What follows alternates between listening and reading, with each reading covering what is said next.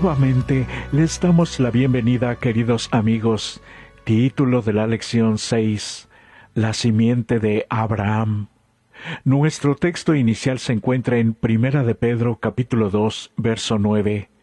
Mas vosotros sois linaje escogido, real sacerdocio, nación santa, pueblo adquirido por Dios, para que anunciéis las virtudes de aquel que os llamó de las tinieblas a su luz admirable. Número 1. Introducción.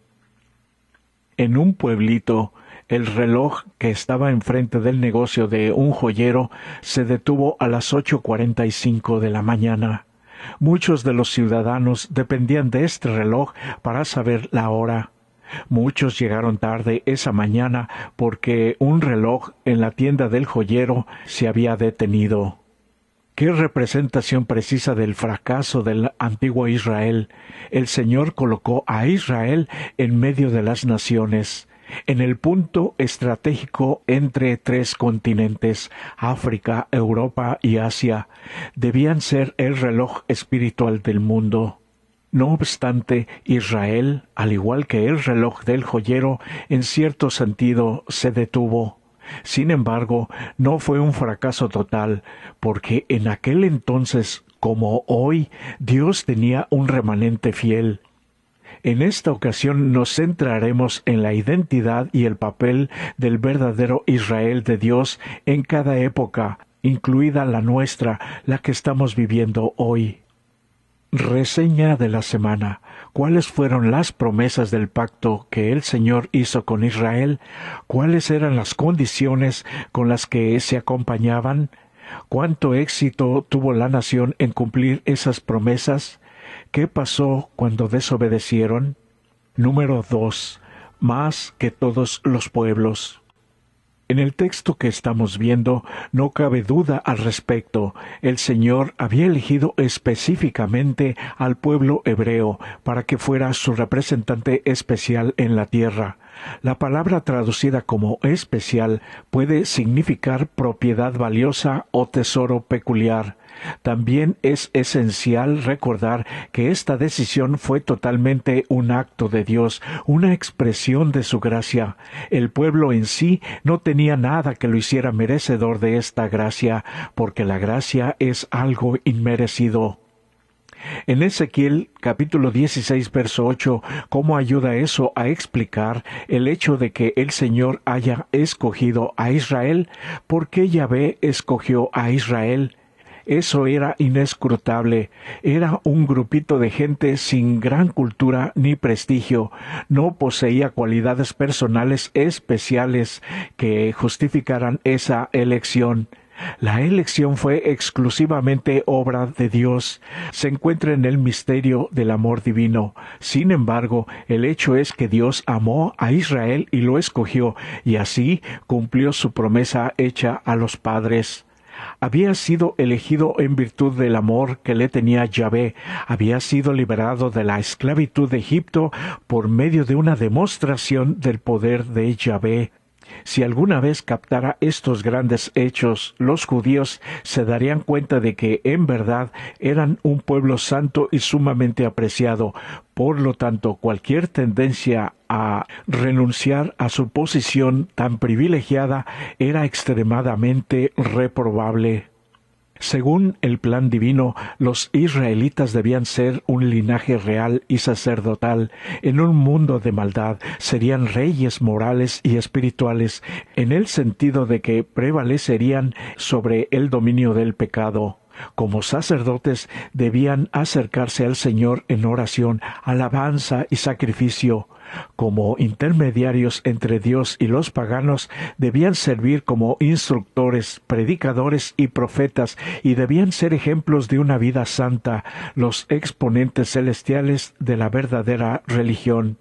Analiza la frase del versículo de hoy, en la que el Señor dice que debían ser más especiales que todos los pueblos que están sobre la tierra.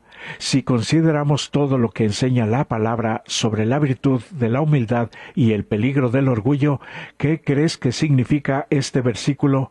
¿En qué sentido iban a ser más especiales que todos los demás pueblos? ¿Deberíamos aplicar esa idea a nosotros también como iglesia?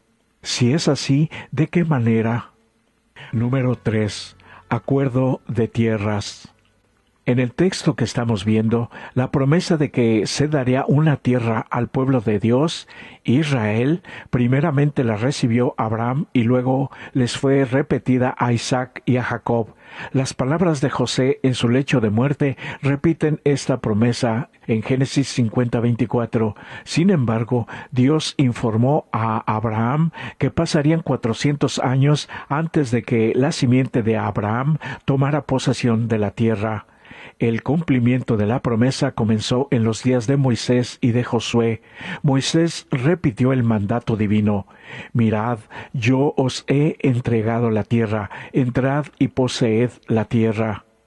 En Deuteronomio 28, versos 1 y 15, ¿qué implican estas palabras? En resumen, la tierra les sería dada como parte del pacto.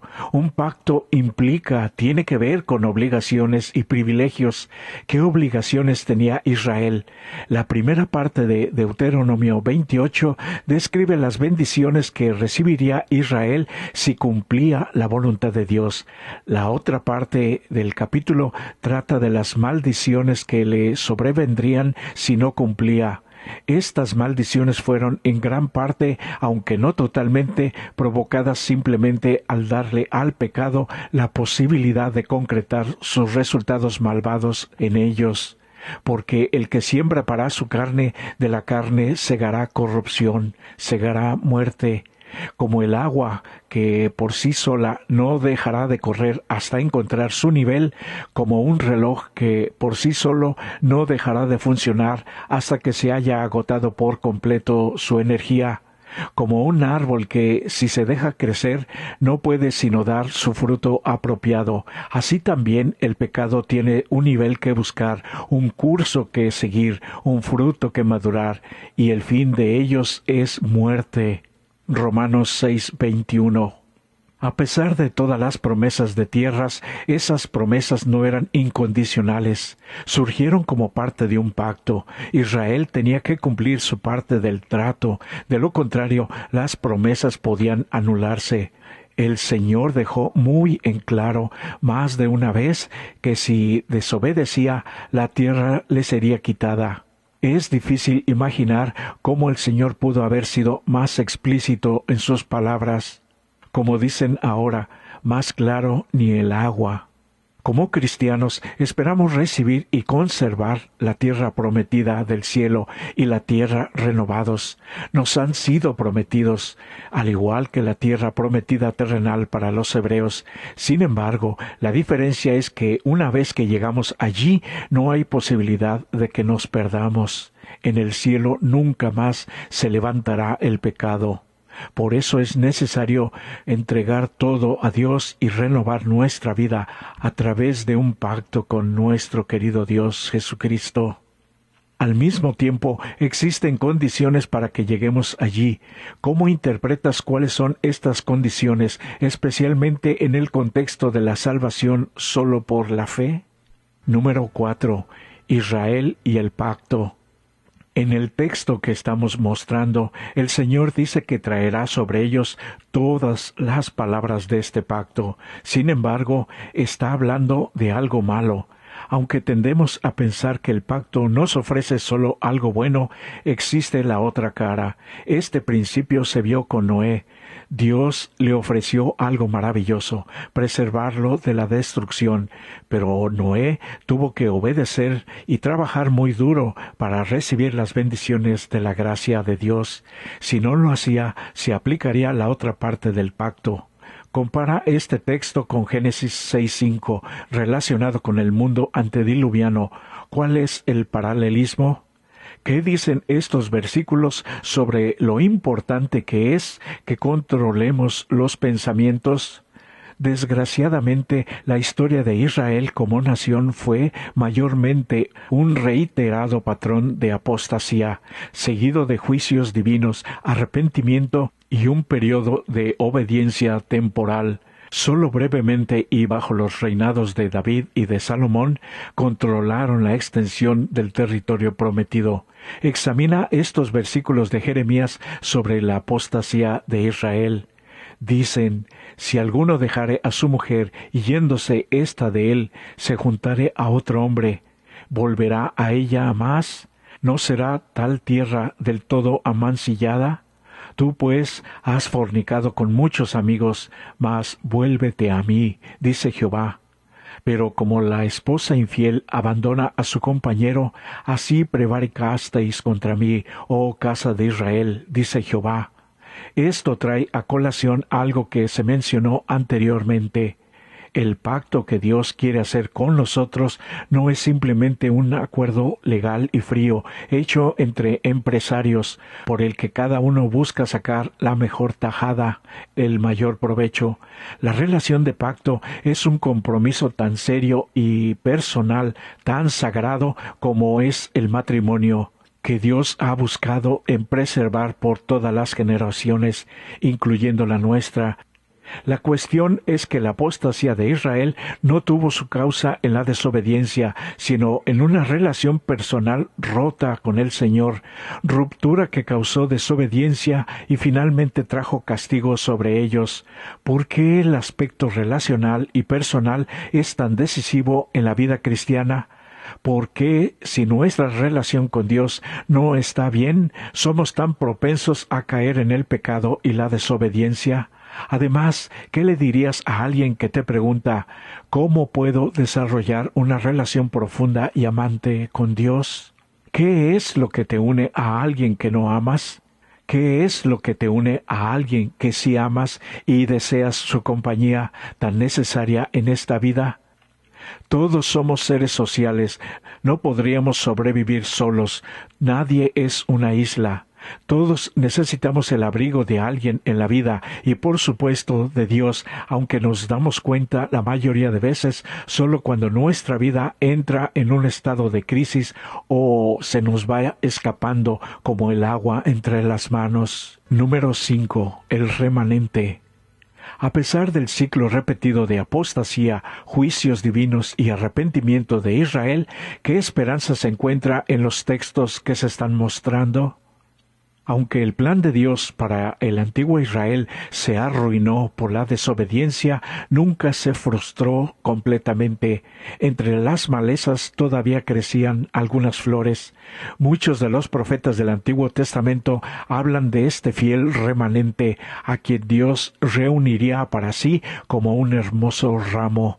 El propósito de Dios al crear y conservar un remanente fiel fue el mismo que para todo Israel: usarlo como instrumento divinamente designado para declarar mi gloria entre las naciones. Tenían una misión, así como la tenemos nosotros. De esta manera, otros se unirían a los fieles para adorar al Rey, a Jehová de los ejércitos. Por lo tanto, no importa cuán mala se haya vuelto la situación, Dios siempre tiene a algunos fieles que, a pesar de la apostasía dentro de las filas del pueblo escogido de Dios, mantuvieron firme su llamado y elección. En resumen, al margen de las deficiencias de la nación en general, todavía había quienes trataban de cumplir lo mejor posible su parte del pacto. Y aunque quizás hayan sufrido junto con su nación, como cuando fueron exiliados, la promesa final y suprema del pacto será de ellos, la de la vida eterna. En este texto mostrado, ¿qué enseña Jesús aquí? Aplica estas palabras y las promesas de Jesús en ellas expresadas a la situación relacionada con la apostasía del antiguo Israel. ¿Cómo ayudan estas palabras a explicar la existencia de un remanente fiel?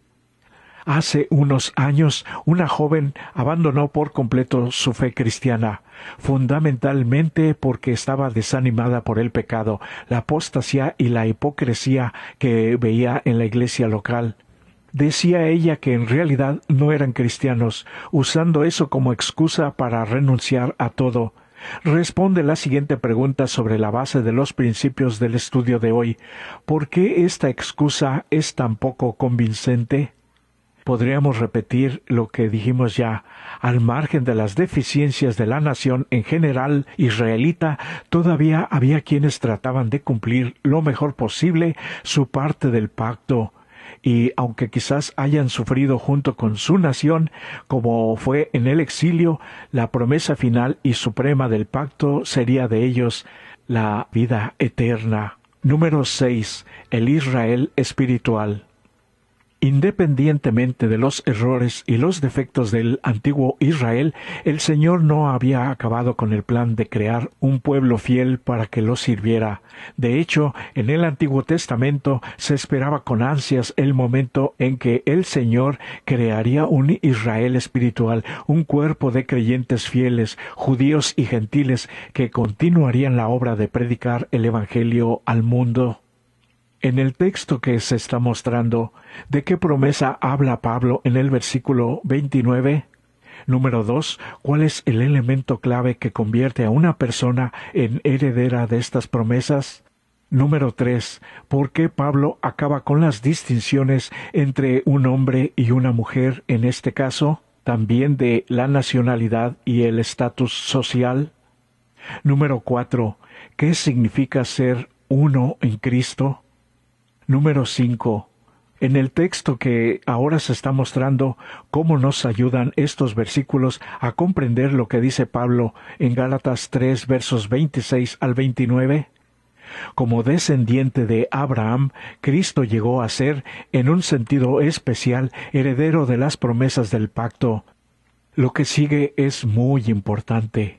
Mediante el bautismo por inmersión recibimos el parentesco con Cristo y por medio de él adquirimos el derecho a participar en las promesas hechas a Abraham. Por lo tanto, todo lo que Dios prometió a Abraham se encuentra en Cristo y las promesas llegan así a ser nuestras, no por nacionalidad, raza, creencia o cultura, sino por la gracia que Dios nos concede mediante la fe. La dádiva prometida a Abraham y a su descendencia incluía no solo la tierra de Canaán, sino toda la tierra. Así dice el apóstol, no por ley fue dada a Abraham o a su descendencia la promesa de que sería heredera del mundo, sino por la justicia de la fe, la justificación por la fe en Cristo. Y la Biblia enseña claramente que las promesas hechas a Abraham han de ser cumplidas a través de Cristo. Los creyentes llegan a ser herederos según la promesa, herederos de la herencia incorruptible, incontaminada e inmarcesible, herederos de la tierra libre de la maldición del pecado. Esta promesa se cumplirá literal y totalmente cuando los santos vivan en la tierra nueva por los siglos de los siglos con Cristo. ¡Qué maravilla! Número 7. Conclusión. Y se invita a leer los textos que se están mostrando. Dios no hace distinción por causa de nacionalidad, raza o casta. Pertenecemos por creación a nuestro Dios y no por lo que nos ha enseñado la cultura. Por creación, todos los hombres pertenecen a una sola familia, y al decir hombres estamos incluyendo a todos los seres humanos, y todos constituyen una sola familia por la redención.